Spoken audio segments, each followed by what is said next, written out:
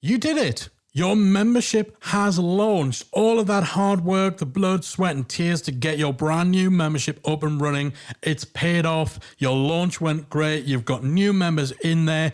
The buzz, the excitement is starting to wind down. Now what? What should you be doing immediately after you've launched your membership to make sure that you're capitalizing on the momentum from that big, exciting launch? That's what we're going to be talking about in today's episode 301 of the Membership Guys podcast. We'll dive in just a sec.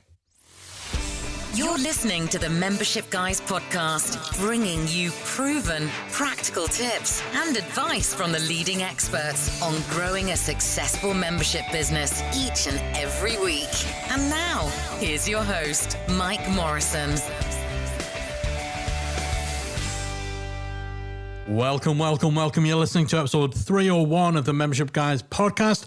I'm your host, Mike Morrison. Thanks so much for joining me today. We're going to be talking all about post-launch. So 6 things that you should do after you've launched your membership, ideally within the first 30 days.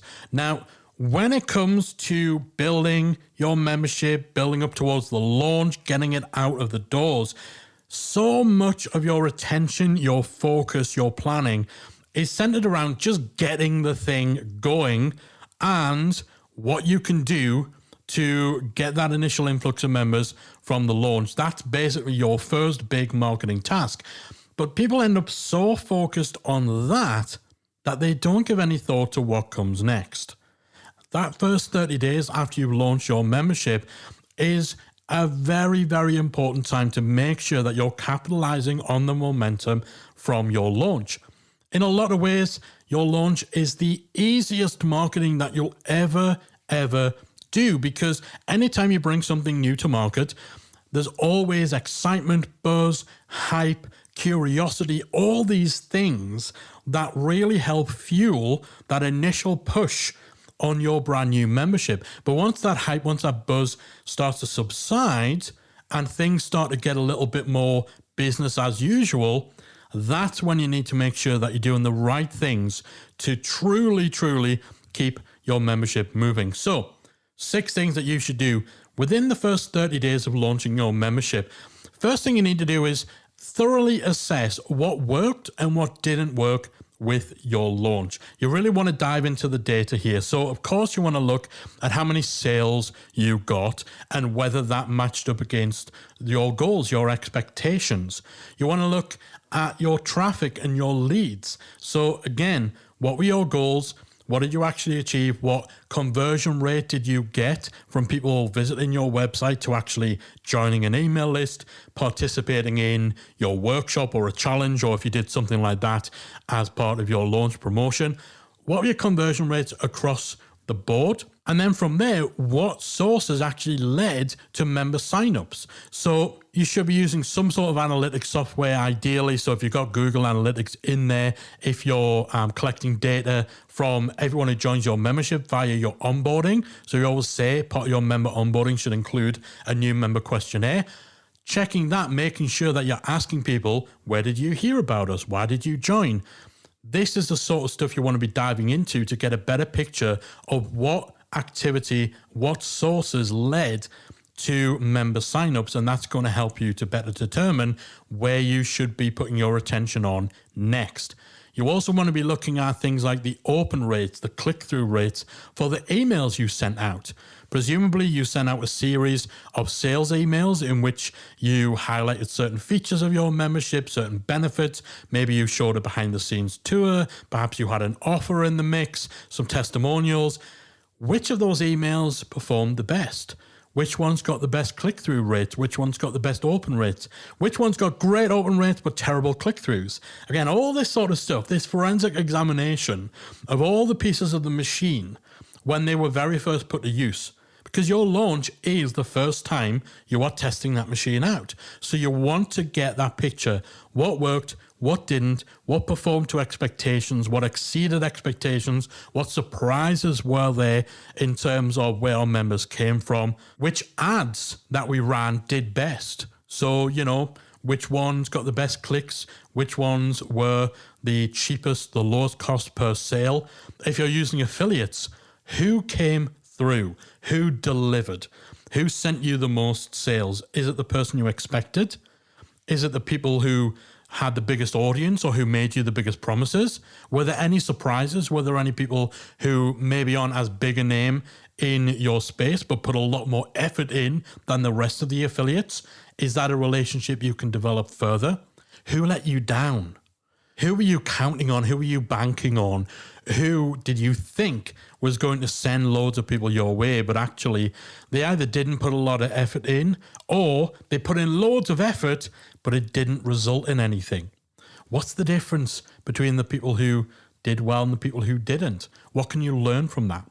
So that thorough assessment of what worked, what didn't, diving into the stats, getting into data on where people are coming from, how your ads, your affiliates, and all the other things that you might have had as part of your strategy during the launch. That's the first thing you want to do. You want to conduct that assessment so you have a clearer idea of what you should be focusing on going forward, what you might double down on or get rid of next time you do a big promotion, or if you've got a closed door membership where you do multiple launches, what you might change for the next big launch. You want to do that sort of assessment, and that assessment, doing that, like dedicating time to really diving in, it draws a line under your launch. It lets you to move on from it, to build from it, to take the lessons and move forward from there and focus on what comes next. So once you've done that assessment, the second thing you need to make sure you're doing after launch is going all in on your new members. If you're brand new to the world of memberships, then one of the things that people can struggle to adjust to, if, for example, you've previously been selling one-off products, courses, and so on, is the importance of what happens after the sale. Memberships are not just about getting people in through the front door and then leaving them to their own devices. What happens after the sale is what memberships are all about. So you need to make sure that you are loving on those new members, you're paying attention to them, you're showing up for them, you're serving them, you are helping them to get off to the best possible start. Big part of that will be having a great member onboarding process in place. That should already be in place from before you even launch. But, these people who just joined during this launch of your brand new membership, they're your super fans. They're your early adopters. They're the people who are taking a risk on a brand new product. They're taking the risk. They're banking on you not getting bored of running a membership. They are backing you early. They're your early adopters. They're part of the foundation of what your membership will go on to become. That's exciting. You should be excited. They should be excited. Your membership should be an exciting place to be right now. 90% of success with memberships is about what happens on the inside. So don't take those members for granted. Take steps to make their early experiences in particular special, particularly right after your launch.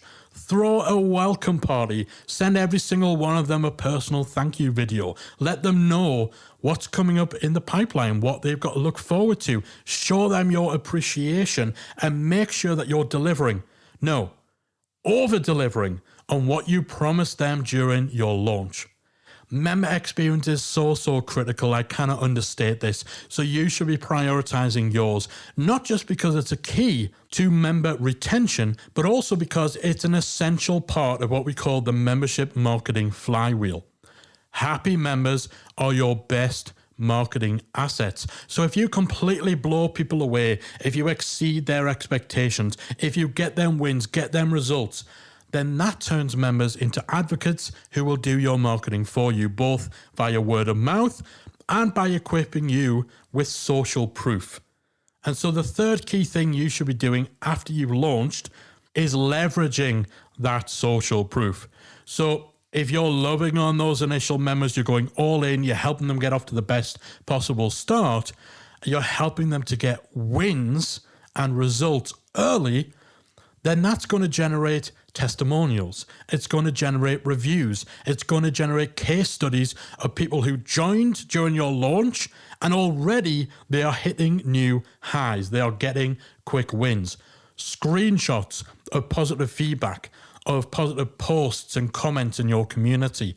Any opportunity for you during those initial 30 days or so after your launch to publicly say on your social media channels things like, it's only been a week since the membership launched and already this is happening.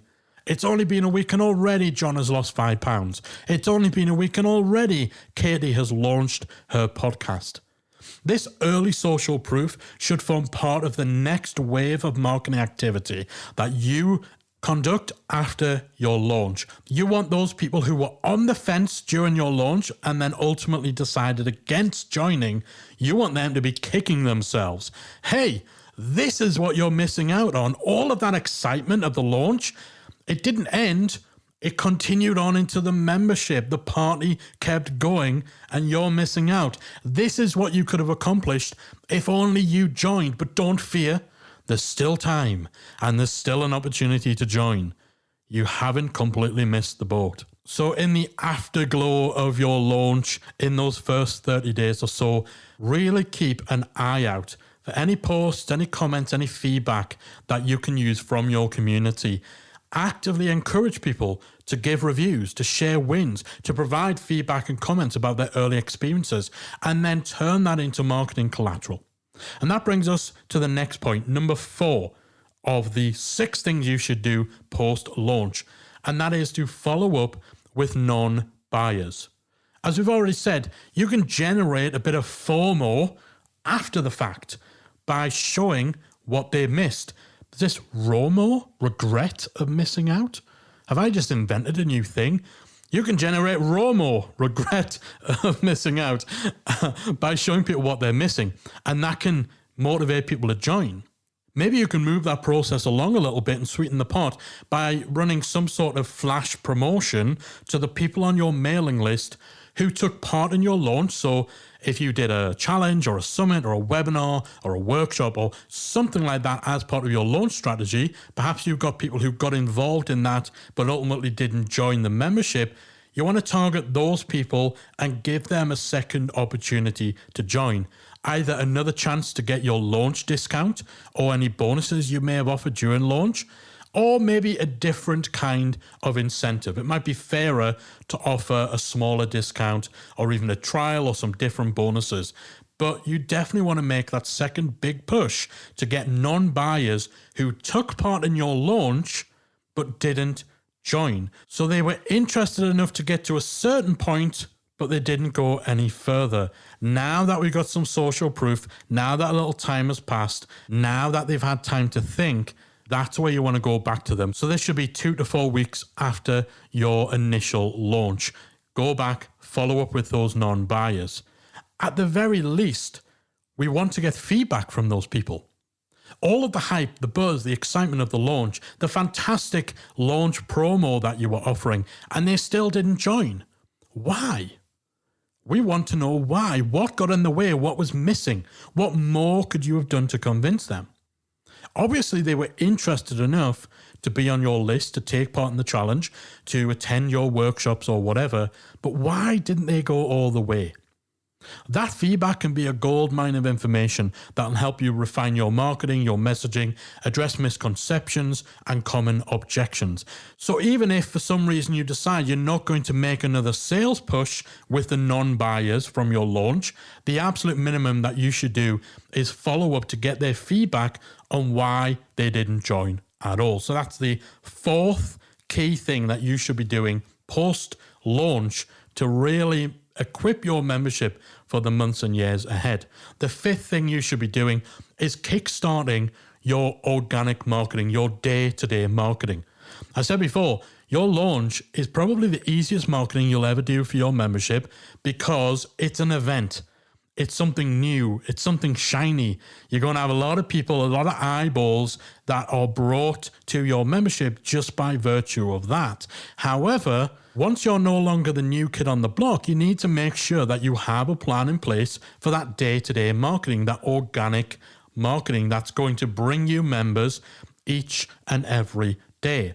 So for a lot of memberships, that'll be things like content marketing. So you want to make sure that you've got that flowing smoothly, it's consistent, that you are utilizing your content to generate leads. You're nurturing those leads, you're moving them through the funnel, you are pitching via email, or maybe you're using webinars. All that day-to-day stuff, that marketing machine that will give you your baseline flow of new members joining, you want to be making sure that that is put into effect, that you don't just have this big gap, or worse, you don't just do a big launch and then when the dust settles think, okay, so how am I going to get members now? You've got to have that baseline marketing activity going on, the day-to-day stuff, whether it's content marketing, whether through social media, whether through Facebook ads, with your sales funnel, whatever it is. Now's the time to really kick that into the next gear, because this is going to be the thing that drives the growth of your membership. Now, you might have promotions planned out throughout the year. You might be doing a big promotion every quarter, in which case, start laying the seeds, start getting things in place and planning out that next promotion now, so it's not something that's done at the last minute. You're not scrambling. And don't think if you are running a closed door membership that you get away scot-free on this. One of the biggest mistakes people make with closed door memberships is thinking that they don't need to do any marketing between their launch windows. That is so wrong. You need to be priming the pump. You need to be feeding the pipeline. You need to be bringing people onto your email list, staying top of mind, building that awareness, showing up in between your launches, so that when it comes time to launch, you've already got this groundswell, you've already got people who are on your email list who you can pitch to. Otherwise, you're just going to be pitching to the same people you did last time. So you still need to market between your launches. And so that plan needs to be implemented and put in place now. You need to hit the ground running. You need to make sure that you are making the most of the momentum that you've gained from your initial launch. And if you're not sure what that organic day-to-day marketing plan, that baseline marketing activity, I always say baseline as in this is the minimum you should be doing. This is your day-to-day. This is your bread and butter. This is the stuff that you know, no matter what else you're doing, if you don't have time to run a promo, if you don't have time to do a flash sale, if, there's nothing else going on, this is the stuff that forms the machine. This is the stuff that brings people into your world, that gets them onto your email list, that moves them through the funnel, that nurtures a relationship, builds the trust, gets them to a place where they're ready to buy, and then ultimately generates sales. If you don't know what that is, if you don't have a plan, you need to join membershipacademy.com. We've got some great free resources at the membershipguys.com, which will give you some pointers.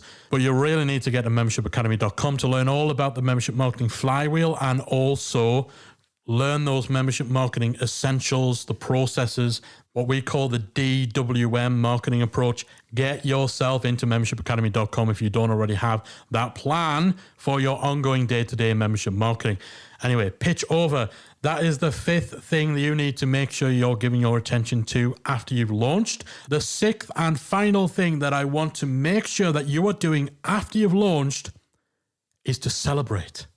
Celebrate. Take some time to celebrate the fact that you did it. You got your membership up and running. You wrestled with the tech. You created all that content. You somehow managed to wrangle everything together. You got the sales page done, the member area done, the onboarding strategy, retention strategy. Your launch went perfectly. You got all these members. Man, take a breather and celebrate. Do something to mark the occasion, to pat yourself on the back. Yes, there's work to do. Yes, you need to assess what worked and what didn't with your launch. Yes, you need to make sure right from the get-go you are going all in on your new members. You're delivering that amazing experience. Yes, you need to be starting to cultivate that social proof. You need to follow up with your non-buyers. You need to kickstart your organic marketing. But before all that, just take a beat. Take a minute to reflect, to congratulate yourself, and to celebrate. Buy yourself that thing you've been putting off buying. Get the fancy bottle of red wine. Order that takeaway. Take a week off. Okay, maybe not today, but book that holiday, right? Take the afternoon to go to a spa. Do something to celebrate, because you've earned it. Because yes, I've said a couple of times, your launch is the easiest marketing you'll ever do. It's the easiest marketing, but that doesn't mean it's the easiest task, the easiest process, the easiest point to get to. So many moving parts, so much work, so much thought, so much time, energy, resources, effort, bandwidth goes in to getting to the point you're at right now. And if that's not worth celebrating, I don't know what is. So make sure that you are taking time to celebrate. You've launched, your membership is in the world, it exists, you've got members. Celebrate that. All right, that is it from me for today. If you are working your way up to a launch, if you're going through a launch, if you've got a membership where you're launching all the time, maybe you've relaunched, then hopefully some of what we covered today will come in useful. And even if you've been running your membership for a while, there'll still be some little nuggets, no doubt, that are applicable to you. All the things we talked about the importance of member experience, about not taking members for granted, about the importance and usefulness of social proof and how that can drive new member sales, about getting feedback from people who don't join and the importance of having a baseline marketing strategy.